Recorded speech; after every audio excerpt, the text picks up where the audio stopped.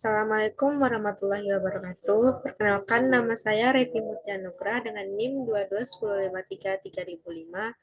Kali ini saya akan menjelaskan materi tentang risk-based audit.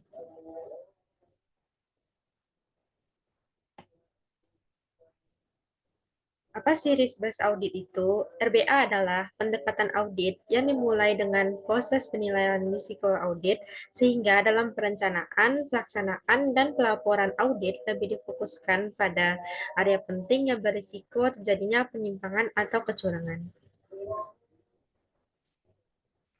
Pentingnya audit berbasis risiko. Yang pertama yaitu skeptisisme profesional. Auditor wajib merencanakan dan melaksanakan suatu audit dengan skeptisisme profesional dengan menyadari bahwa mungkin ada situasi yang menyebabkan laporan keuangan itu disalah-sajikan secara material. Yang kedua, kearifan profesional. Auditor wajib melaksanakan kearifan profesional dalam merencanakan dan melaksanakan suatu audit atas pelaporan keuangan. Yang ketiga, asuransi yang layak. Untuk memperoleh asuransi yang layak, auditor harus memperoleh bukti yang cukup. Yang keempat, yaitu gunakan tujuan yang relevan. Auditor wajib menggunakan tujuan yang dinyatakan dalam ISA yang relevan dalam melaksanakan audit. Selanjutnya itu tujuan umum audit berbasis risiko. Yang pertama yaitu mengurangi risiko perusahaan. Berdasarkan risk-based audit yang dilakukan, dapat dideteksi transaksi produk dan aktivitas perusahaan yang berisiko tinggi. Area tersebut dapat diteliti dan dievaluasi. Yang kedua yaitu mengantisipasi area dengan risiko potensial.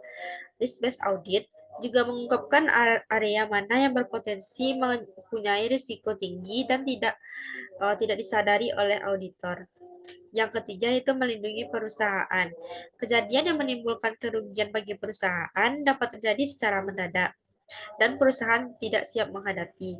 Tujuan ini membuat perusahaan siap menghadapi risiko dan mengantisipasi dari kemungkinan kerugian yang berdampak bagi perusahaan. Selanjutnya itu komponen risiko audit.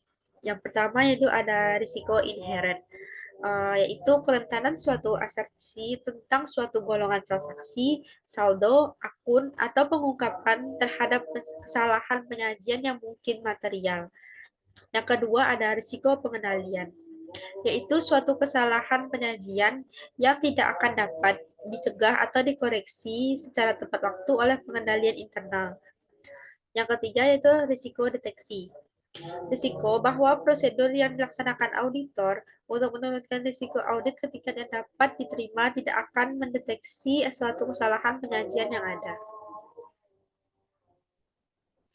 Selanjutnya itu ada manfaat audit berbasis risiko.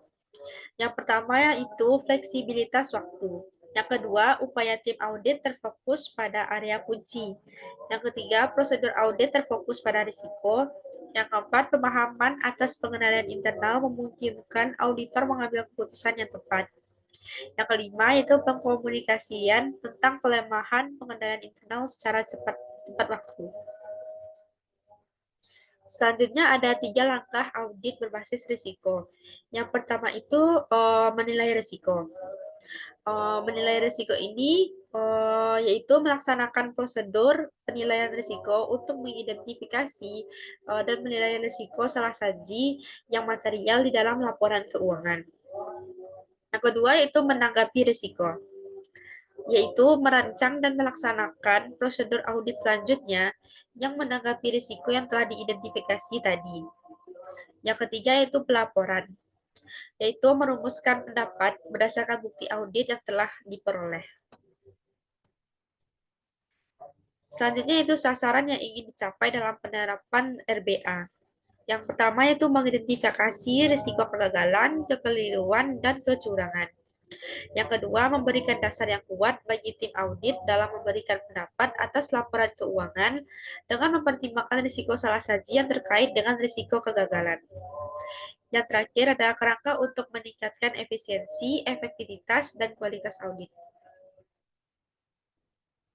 Selanjutnya yaitu model risiko audit, di mana Audit risiko sama dengan inherent risk dikali control risk kali detection risk. Audit risk itu sendiri merupakan risiko audit mengeluarkan pendapat WTP, padahal dalam laporan laporan terdapat salah saji material. Inherent risk ini ialah risiko adanya salah saji material dengan asumsi tidak ada pengendalian internal. Selanjutnya, control risk, yaitu risiko adanya salah saji yang tidak tercegah dan terdeteksi oleh pengendalian internal. Dan yang terakhir yaitu detection risk, yaitu risiko auditor untuk tidak menemukan salah saji yang sebenarnya ada setelah melakukan prosedur audit. Mungkin itu saja materi yang dapat saya jelaskan terkait risk-based audit. Saya memohon maaf jika ada kesalahan kata, dan terima kasih yang sudah menonton. Wabillahi taufiq walhidayah. Assalamualaikum warahmatullahi wabarakatuh.